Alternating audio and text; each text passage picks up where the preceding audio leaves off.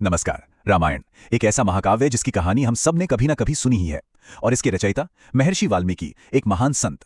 लेकिन क्या हम जानते हैं कि इस महान संत का अतीत काफी अंधकारमय था? जी हाँ, चलिए आज इसी कहानी की परतों को खोलते हैं। तो सवाल यही उठता है कि क्या एक खूंखार डाकू, एक लुटेरा सच में एक महान संत बन सकता है? सुनने में तो नामुमकिन सा लगता है ना? खैर, ये कहानी इसी असंभव से लगने वाले बदलाव की है और इसमें हमारे लिए सीखने को बहुत कुछ है। तो चलिए कहानी की शुरुआत में चलते हैं। एक ऐसे दौर में जब वाल्मीकि को वाल्मीकि के नाम से कोई नहीं जानता था। उनका नाम कुछ और था और पहचान तो बिल्कुल ही अलग थी। बात बहुत पुरानी है।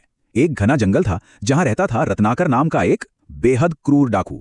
उसका काम बस एक ही था, आने जाने वाले लोगों को लूटना। और यह सब वो क्यों करता था? अपने परिवार का पेट पालने के लिए। उसकी पूरी दुनिया बस लूटपाट और हिंसा इसी के आसपास सिमट कर रह गई थी। उसका अंदाजा इसी से लगाया जा सकता है। जब वो किसी को रोकता था तो बस एक ही बात कहता, जो कुछ है दे दो, नहीं तो जान से हाथ धो बैठोगे। सोचिए, जरा भी दया नहीं थी, बस लोगों को धमकाना और उनका सब कुछ छीन लेना। पूरे इलाके में उसके नाम की दहशत थी। लेकिन कहते हैं ना, जिंदगी हमेशा एक जैसी नहीं रहती। एक दिन रत्नाकर की जिंदगी में एक ऐसा मोड़ आया जिसने सब कुछ बदल कर रख दिया। उसकी मुलाकात हुई एक ऐसे शख्स से जो थे देवर्षि नारद। तो हुआ यूं कि अपनी आदत से मजबूर रत्नाकर ने एक और यात्री को रोका, पर ये कोई आम राहगीर नहीं थे, ये थे महान देवर्षि नारद मुनि। अब जरा इस मंजर की कल्पना कीजिए। एक तरफ रत्नाकर जिसकी आंखों में गुस्सा और लालच भरा था, और दूसरी तरफ नारद मुनि जिनका चेहरा एकदम शांत और बिना किसी डर के। और यहीं पर दोनों की सोच का फर्क बिल्कुल साफ हो जाता है। रत्नाकर चिल्लाया, जो भी है निकालो। और नारद मुनि ने बड़े ही शांत भाव से पूछा, आखिर तुम ये पाप करते क्यों हो? देखिए, एक की नजर थी दौलत पर और दूसरे की नजर थी कर्म और उसके अंजाम पर। रत्नाकर को तो जैसे ही ये सवाल सुनकर हैरानी हुई, उसने बड़े गुरूर से जवाब दिया, ये सब मैं अपने परिवार के लिए करता हूं। उसके लिए तो ये पाप था ही नहीं। उसे लगता था कि वो तो अपना कर्तव्य निभा रहा है, अपने परिवार के लिए कुछ भी करना तो धर्म है। और बस यहीं से कहानी उस मोड़ पे आ जाती है जहां रत्नाकर का ये जो विश्वास था ना, उसकी पूरी दुनिया वो बस हिलने ही वाली थी। नारद मुनि ने एक ऐसा सवाल दागा जो सीधा रत्नाकर के दिल में जाकर लगा। उन्होंने कहा, अच्छा एक काम करो, जाओ अपने परिवार से पूछ कर आओ कि क्या वो तुम्हारे इन पापों में तुम्हारे हिस्सेदार बनेंगे। ये रत्नाकर के लिए एक सीधी सीधी चुनौती थी। तो रत्नाकर घर गया और उसने अपने परिवार वालों से वही सवाल पूछा, और जो जवाब उसे मिला उस जवाब ने उसे अंदर तक हिलाकर रख दिया। परिवार ने साफ साफ कह दिया, नहीं, हम तुम्हारे पाप में भागीदार क्यों बनेंगे? ये तुम्हारे कर्म हैं। सोचिए, ये सुनना रत्नाकर के लिए कितना बड़ा झटका रहा होगा। उसे एक पल में एहसास हो गया कि जिन लोगों के लिए वो ये सारे पाप कर रहा था, वो तो उसके पाप का बोझ उठाने को तैयार ही नहीं है। वो अपने इस गुनाह में बिल्कुल अकेला खड़ा था।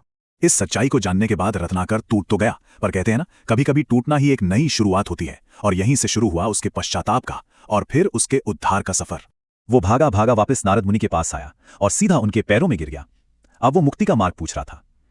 अब वो डाकू रत्नाकर नहीं था। अब वो एक ऐसा इंसान था जिसे अपने किए पर पछतावा था और वो बस सही रास्ता जानना चाहता था। नारद मुनि ने उसे एक बहुत ही सरल रास्ता दिखाया। उन्होंने बस इतना कहा, राम नाम का जाप करो। बस यही एक मंत्र, और यही वो मंत्र था जो रत्नाकर की पूरी जिंदगी बदलने वाला था। और रत्नाकर ने तपस्या शुरू की। और क्या तपस्या थी वो! इतनी कठोर, इतनी लंबी कि वो सालों साल एक ही जगह पर ध्यान में बैठे रहे। वक्त गुजरता गया और उनके पूरे शरीर पर दीमकों ने अपना घर बना लिया, जिसे हम बाम्बी कहते हैं। वो पूरी तरह से बाम्बी से ढक चुके थे। और फिर जब उनकी ये अविश्वसनीय तपस्या पूरी हुई तो एक नए इंसान का जन्म हुआ।